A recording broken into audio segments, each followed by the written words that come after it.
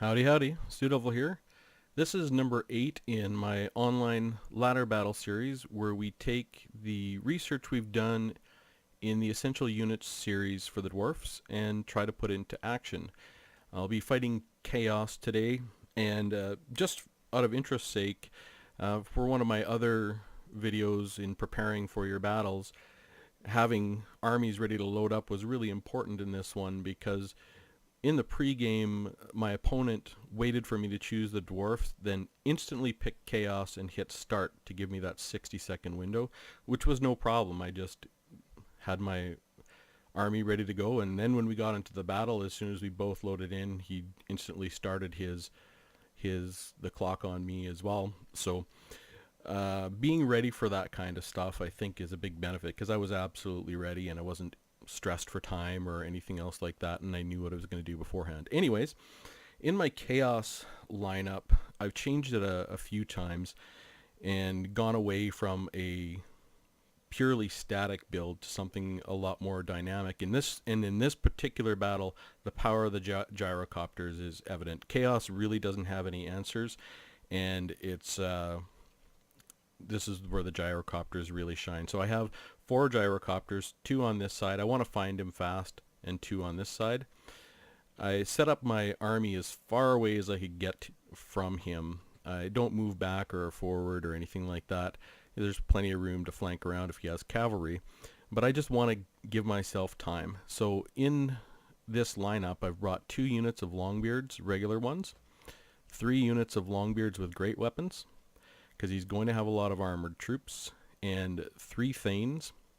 I think I've gone more towards this build. There's not, I don't know, maybe I could do a static build with this, but I've tried it and I don't like it. And of course, Thorgrim Grudbearer. I've got a Rune Priest, Runesmith in here, and Thorgrim's personal bodyguard, the Slayers, in case he has any large units. For his army, he actually brought Kolek the Sun Eater, and I don't know if we'll be able to see them really good, but yeah. And brought a 2 unit of Chaos Trolls with that were armored. And he brought a bunch of Chosen with great weapons, I think 4. He bought some Forsaken, 2 units. And he brought 2 more units of Chaos Marauder. So he has a very small army. And I'll press play. As soon as the battle starts, basically, I just want to come in and start getting harassed right away. I want to find him, so I don't see any Vanguard deployed units, and I'm not really worried about them. So the very first thing I want to do is I definitely want to drop my bombs on those Forsaken there and those Forsaken there, but I need to target my gyros while I do my bombing run. So I've targeted my gyros on him to start, and now I'm going to go do my bombing runs here. And just taking them one at a time. I have tons of time, I'm in no hurry. And as soon as my bombing run is done with this guy, I'm going to go for his Chosen with great weapons. Those guys will chew up my army like nobody's business. They're very, very strong. So now I'm going to go for my second bombing run. I still have these guys on Kolek, and I just want to get these Forsaken down. They are very tough infantry, and you know, this is where my bombs are going to be most effective anyways. Got them, and now I'm going to target these gyros on these Chosen as well. Go for my third bombing run against the Forsaken here. And this is, you know, I have tons of time. I have all the time in the world to get this done, because I'm just waiting for him to come over. And you can see he's running around Kolek. That's a really nice thing about the gyros. He has no answers, and he's taking damage, so he's got them constantly moving. So I've now got these Brimstone guns on the Chosen here. They are armor piercing, and I'm going to go for my last bombing run over here on these Forsaken. You can already see the chaos, pun intended, his army is in, because when they're hitting, they do tend to slow down the units that they're hitting. And all I'm going to do with my gyros from here on in is I'm going to keep 1 on Kolek and the rest on various units of Chosen. I do want to, and you can see these guys are already down to 47 units. They've lost a lot of health, a lot of morale. These guys, with their bombs, act as You can see their morale shaken, damage sustained. With their bombs, I believe they act like, or just like getting hit by artillery, damaged by artillery. So that's a little leadership trick. So now I'm just getting prepped. He's got some units here early. I'm just kind of taking my slayers out this side. I'm thinking of rushing him now because his units are so far behind, but everything here is way faster than I am. So I'm just wanting him to get close, and I'll just continue to use my ammo, and I'll switch targets between the Chosen with all 3 of my brimstone guns pretty soon, but I'll keep this one on Kolek continuously. I just want to harass him. Now he's still fresh, but his morale is definitely taken a hit, and it's going to continue that way. So I see him coming here. I'm going to bring my slayers around to get prepped, because I think if he's coming around this way, he's coming around this way. I just want to be prepped for whichever way he comes. When I saw this, I was looking and engaging, and I think I gave my guys orders to go up and engage, and for my Thane to go up as well. I'm ready to go, and start the engagement right here. But he starts to run his units away, so instantly I want to pull right back and reform my lines. Like as soon as he moves these chaos trolls, because these chaos marauders are still a long ways, and all his big heavy hitters are way out of the battle, and I'm going to get rear shots on them the whole time. So he moves them away. I know I can't catch them, so now I just start moving my guys back here. So I'm just going to retreat, reform my lines, and wait for him to come to me.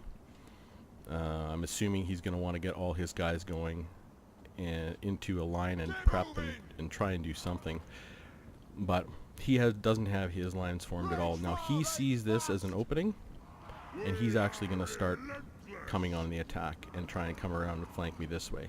So I'm instantly reforming and getting ready. I've got my Rune of Oath and Steel ready, my Rune of Negation, my Rune Priest is ready to go. I've got my lines reformed, and I send my Thane in, which is perfect. You can see he engages Kolek right away. These guys are going to try and come around the outside.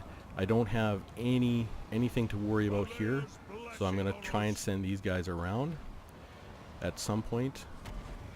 Or no, I send these guys to engage over here, sorry. And I'll also send my Thane over here. I just want to clean this up really fast.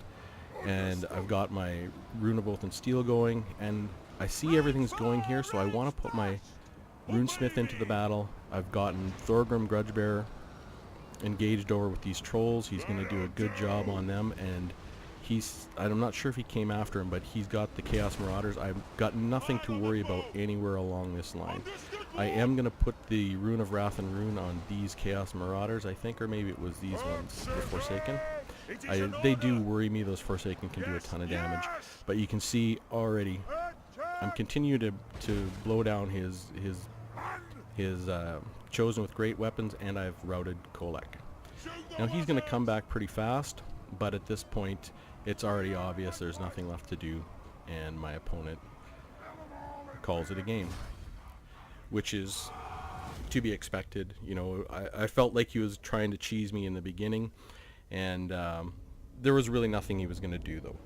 That was a decisive victory, and it would have continued along that way, and it was really just to show how strong these gyros are going to be when you have no answers, and Chaos just doesn't have any answers. They can field some marauders, I think marauder horsemen with throwing axes, and try and do something. I'm not sure if they can field any flying units, but there's really not a whole lot they can do. So these guys harassed the whole time. My Longbeards got a few kills. My Longbeards in the front got a few kills. But here's, like, what is that, 6,000 gold worth of army, and they were at 3/4 health combined before and they didn't even get to the battle. Like, this is, it's not there's not a whole lot to be learned in this battle, I don't think, but aside from the army composition, and that the gyrocopters, when they're unopposed, are so crushing, especially when they have these brimstone guns, because you look at all the damage they did to those chosen. When they still would have chewed through me quite a bit, but I would have been able to rout them relatively quickly. And these Forsaken with the bombs, they got in there and they were a lot less effective. And his lord, he was ready to give up before the battle even started. Like, engaging me like that without his main forces is really telling. And in my essential units too, I think one of the things that I said about the gyrocopters is they're really annoying to play against and frustrating, and they take you out of your game, and you can see exactly what happened in this case. The better way would have been to try and come up as an army to at least win the encounter or do the best as possible, but it just throws you out of your game. And obviously when you're in any kind of battle, your advantages come from many places, and putting your opponent out of their game is one of those things. And I've heard other YouTubers talk about using units of wolf riders or very cheap units to go and flank around their backs just to give their opponents something to think about or something else to micro, which can overload not just the army but the person controlling the army. And the gyros, I think, are one of those things that when they're unopposed can be absolutely crushing. Anyways, I hope you at least found that interesting, and I will see you later.